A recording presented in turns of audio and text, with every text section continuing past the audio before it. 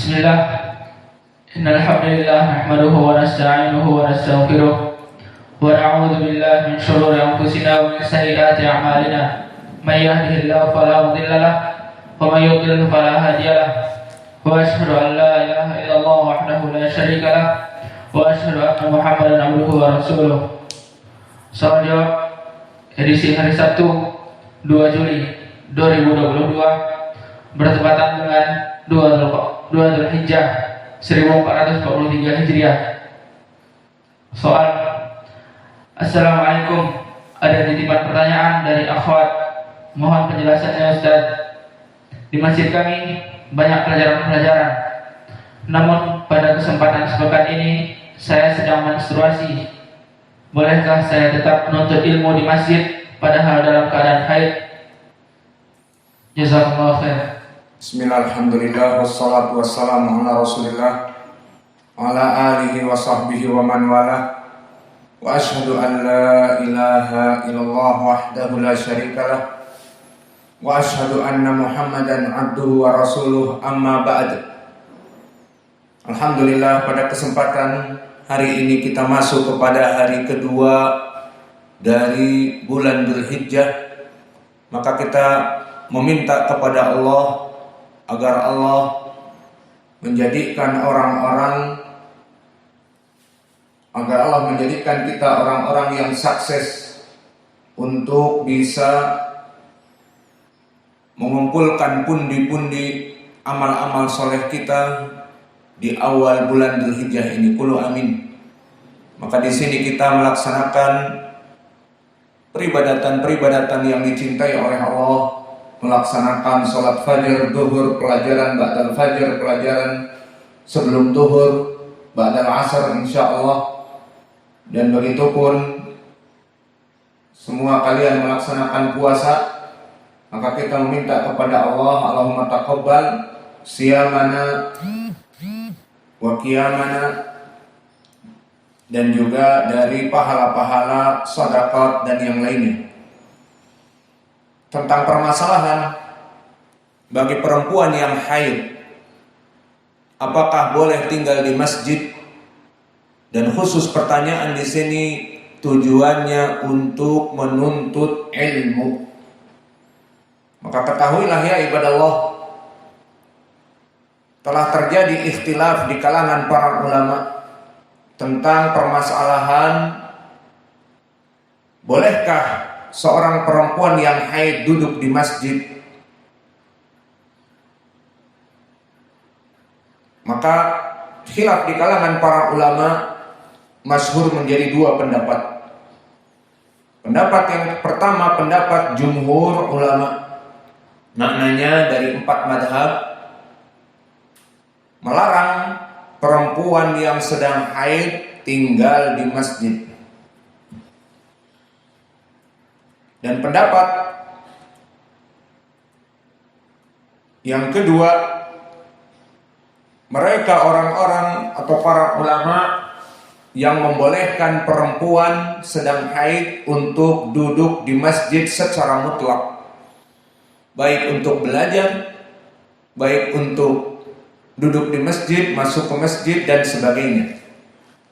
Dan ini adalah pendapat dari Zaid ibn Thabit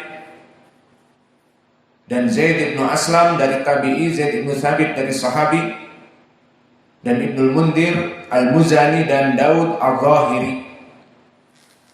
Dan dipopulerkan pendapat ini oleh Ibnu Hazm. Maka dari dua pendapat yang berbeda ini tentunya kita mengikuti pentarjihan dari dua pendapat ini dengan dalil, bukan dengan jumlah.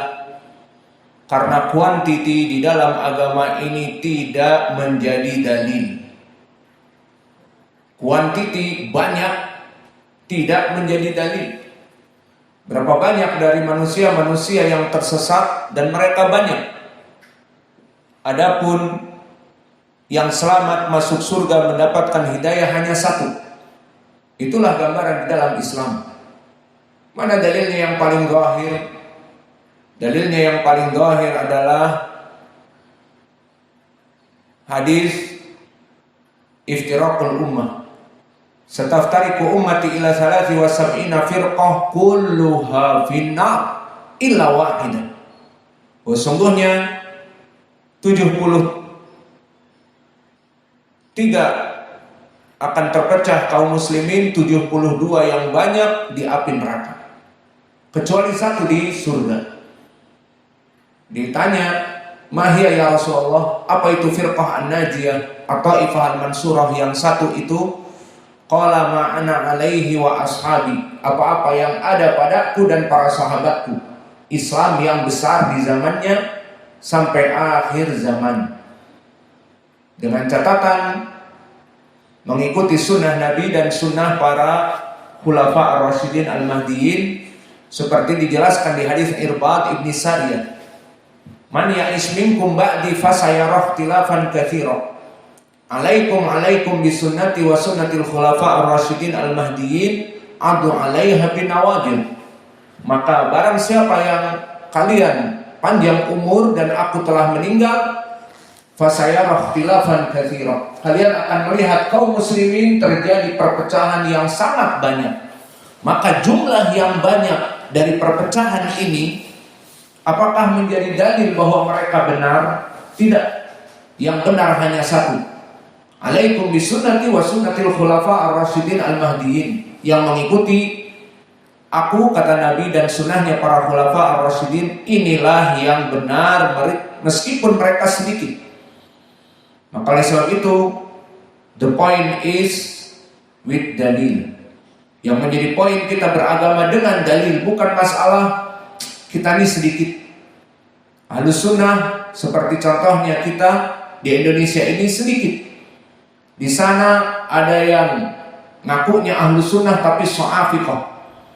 Mereka mencela Syekh Muhammad bin Hadi dan memutuskan hubungan dengan ahlus sunnah yang lainnya, dan dijadikan syekh-syekh kecil mereka, dijadikan syekh-syekh kabir, mengganti dari ulama-ulama ahli sunnah. Dinaikkanlah Fawaz al-Madkhali dan orang-orang yang kecil-kecil, dijadikan mereka rujukan, seperti di Indonesia dijadikan Luqman Ba'abduh sebagai rujukan basis dari kelompok so'afiqah intern di Indonesia. Maka mereka menjauhkan diri dari para ulama ahli sunnah wal jamaah, terutama Syekh Muhammad bin Hadi dan yang lainnya yang bersamanya. Dan begitu pun terpecah kelompok Luqmaniyun juga menjadi nol potol. Maka Luqman hanya ditinggal sendirian, dan para asatidah mereka mempunyai kelompok yang lain, dan perpecahan mereka dahsyat sampai mengusir kelompok Luqmaniyun dari pondok-pondok mereka. Dan begitu pun kelompok Al-Hajuriyun yang mengikuti Yahya Ibnu Ali Al-Hajuri, wa ma adraka mal Hajuri, mubtadi' dhalul mudin, yang mana urusan dakwah mereka melihat kepada pondok yang lain, ada tertulis yayasannya apa tidak di pondok itu. Oh, ada yayasan Imam Muqbil Al-Wadi, hizbi, khalas, laisa min ahli sunnah, hanya sekadar melihat pelang. Maka seseorang Hajuri menghukumi kelompok yang lain hanya menziarahi dari jauh, ada pelangnya tidak. Oh, ada tertulis yayasan Imam Muqbil Al-Wadi, khalas, hizbi mutlak. Terus di sana ada pondok pesantren lain yang notabene ahli sunnah, lihat ada pelang yayasan apa tidak? Oh, ada. Berarti hizbi, tidak boleh belajar dengannya dan sebagainya. Menyempitkan perkara-perkara yang dakwah ini butuh kepada perkara yang besar. Dan mereka seperti itu. Sesama kelompok Al-Hajuriyun pun saling berpecah.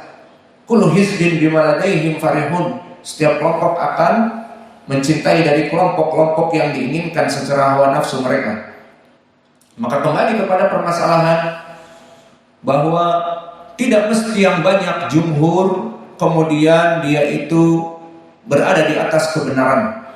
Maka kami berikan contoh tadi bahwa al-firqah an-najiyah at-taifah al-mansurah, satu yang selamat dari 72 notabene kaum muslimin. Karena Nabi mengatakan sataftariqu ummati, maka mereka kaum muslimin. Dari yang banyak ini yang selamat hanya satu, menjadi poin bahwa 72 lebih banyak dari yang satu. Namun tidak menjadi pendalilan 72 jumlah yang kuantiti besar itu di atas kebenaran, tidak. Kebenaran dengan nas tadi di hadis Irbad, ma'alaikum afwan, alaikum bisunnati wa sunnatil khulafa ar-rasyidin, dan di hadis Abdullah bin Amr bin al-As, ma'ana alaihi wa ashabi. Maka hadis ini barakallahu fikum hadis yang sahih di majmu' turuqihi dan telah terulang takhrijnya. Maka sekarang kita masuk kepada pembahasan pendapat yang pertama, pendapat jumhur yang melarang perempuan sedang haid tinggal di masjid. Kita butuh pendalilan kepada mereka. Mana pendalilannya? Dan pendapat yang kedua pun demikian. Maka pendalilan yang pertama, mereka beristidlal dengan hadis Ummu Atiyah yang muttafaqun alaih. Di mana di hadis Ummu Atiyah berbicara tentang apa? Salatul Id. Berkata Ummu Atiyah, amarona Rasulullah sallallahu alaihi wa ala alihi wasallam an nukhrija fil idain al-awatiqa wa dawatil khudur wa amara al-huyadha an ya'tazilna musalla al-muslimin. Bahwa kami diperintah oleh Nabi untuk mengeluarkan perempuan-perempuan mengikuti salat Id, baik mereka perempuan-perempuan yang menopause, perempuan-perempuan yang masih subur, bahkan perempuan-perempuan yang masih lajang, perawan. Dan Nabi memerintahkan perempuan-perempuan yang haid untuk menyendiri di musalla al-muslimin. Ini wajah pendalilan mereka. Dan yang kedua, wajah pendalilannya hadis Aisyah, yang mana kisahnya di hadis Aisyah ini Nabi Muhammad SAW mendatangi Aisyah dalam keadaan meminta untuk diambilkan sesuatu dari masjid.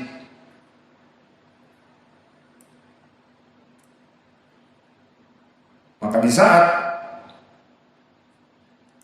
Aisyah masuk ke masjid, dia dalam keadaan haid. Maka berkata Rasulullah SAW,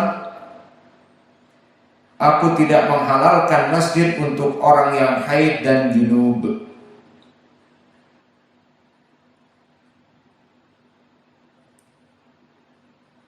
Dengan lafaz fa inni la uhillul masjida li haidin wala junubin. Aku tidak menghalalkan masjid itu dimasuki orang yang junub dan orang yang haid. Hadis yang ketiga dari Ummu Salamah. Dakhala Rasulullah sallallahu alaihi wasallam sarha hadzal masjid fanada bi a'la sautah, innal masjida la yahilu li junubin wala haidin illa li Muhammad wa azwajih wa Ali wa Fatimah binti Muhammad. Maka di hadis ini Nabi masuk ke masjid dan berteriak, sesungguhnya masjid ini tidak halal untuk orang yang junub dan haid, kecuali untuk istri dan keluarga Ali, kecuali untuk istrinya Fatimah, istrinya Nabi Muhammad SAW, dan keluarga Ali dan Fatimah bintu Muhammad. Ini pendapat yang pertama dengan dalil yang disebutkan tadi. Adapun pendapat yang kedua, pendapat yang membolehkan perempuan yang sedang haid duduk di masjid secara mutlak. Dan ini telah kami sebutkan pendapat